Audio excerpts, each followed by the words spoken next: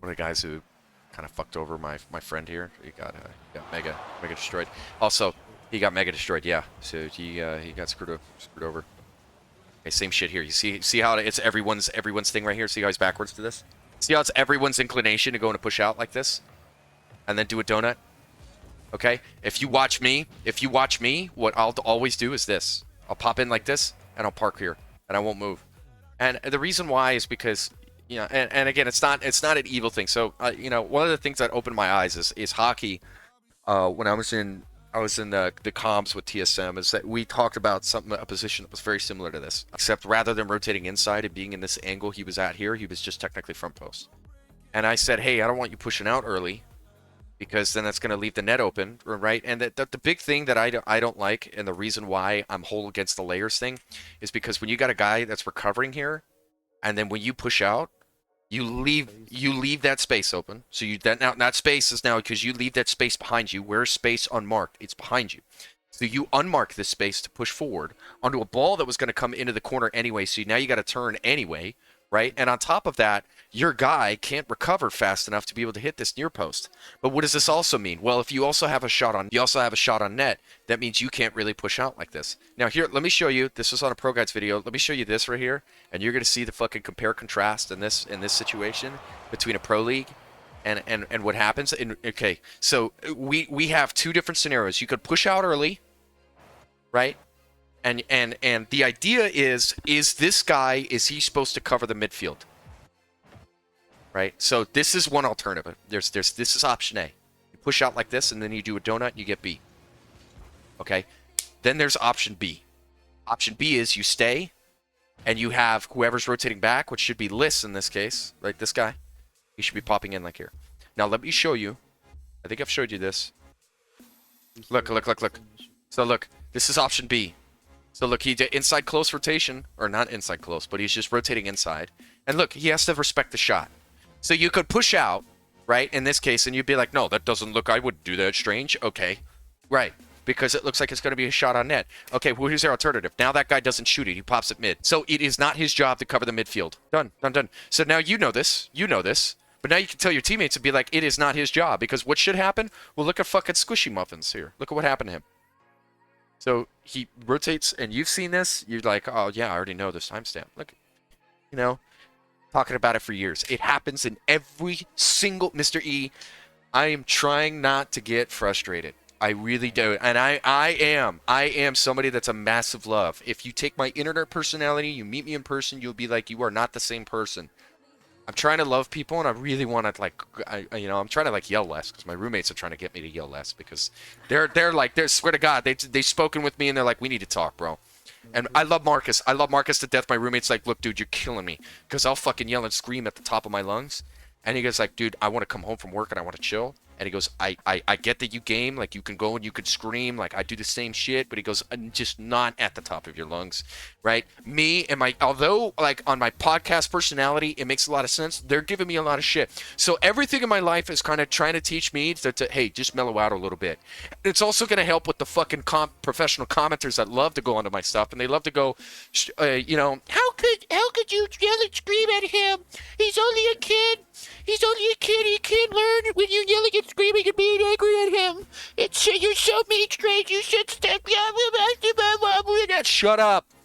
Shut up. First of all, it's a double-edged sword. I know. You're going to get my coaching. You're going to learn how to be a badass. But I'm going to absolutely roast the living fuck out of you. Okay? Even if you're 12 or not. I don't give a fuck.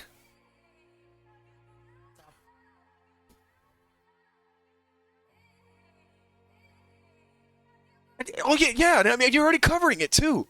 And the big threat is the backboard.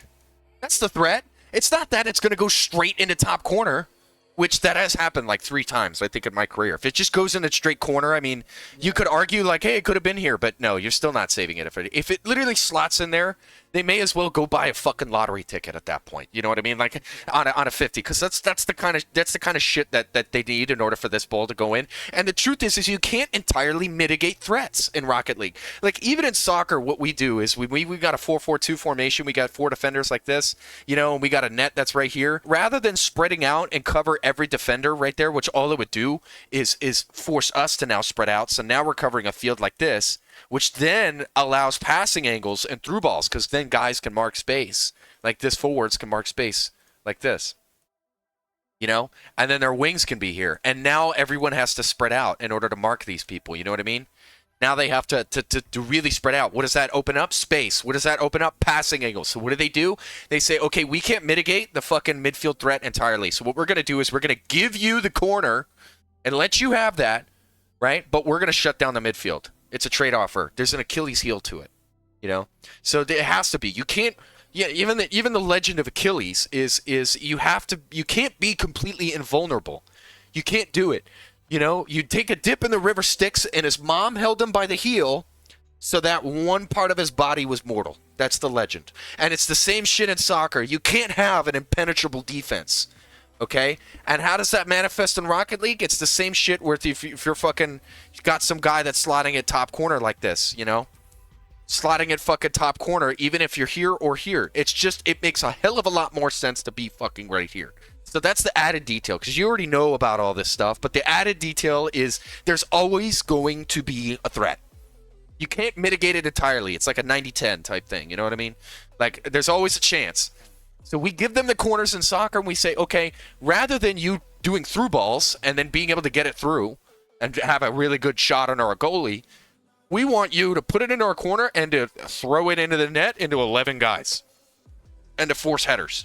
But if you score out of a header, good job. If you don't, but it's a hell of a lot less when you're versus a through ball and you got a 1v1 with the goalkeeper. What would you rather take? Same shit. What would you rather take? Them able to land midfield passes, but you save this right here, or you step out here, backboard is a thing, you cover the backboard and you cover the midfield pass, but maybe this is left open. Okay, so that could happen, Mr. E. You might be like, oh, what happens? Nope, it's just, that's how it is. Achilles heel, man. Same thing with, if you've ever read Percy Jackson's. Well, Kronos had he had the same shit. And Percy couldn't fucking kill him at one point, and then Kronos found out that it was in the small of his back. Yeah, and that was in the 5th book and in The Last Olympian, so that's how he figured it out. But Percy did the same thing, and he couldn't figure it out because Percy had his. I forget where it was. They should be pushing up here. And then what does that mean? Well, if you tell your teammate that he can't do option A because he gets beat, and he can't do option B because he's never going to beat them, right? And he can't cover the midfield anyway, well, what does that mean? Now the only thing left is option C, which is this guy covers the midfield. That is the only thing that is viable. We have now been able to logically deduce that you must have somebody cover the fucking midfield like this. So you can fucking tell this to him, and now I hope that you can live happily ever after and work with them about fucking calling them out on this. Because I hope that'll be the end goal by the end of this session, is you could call them out and be like, look, you can hear that. And look, it's not that well, you're not a pro coach, Strange, you wouldn't know. Has nothing to do with whether or not I'm a pro coach. Tell me why my information is wrong.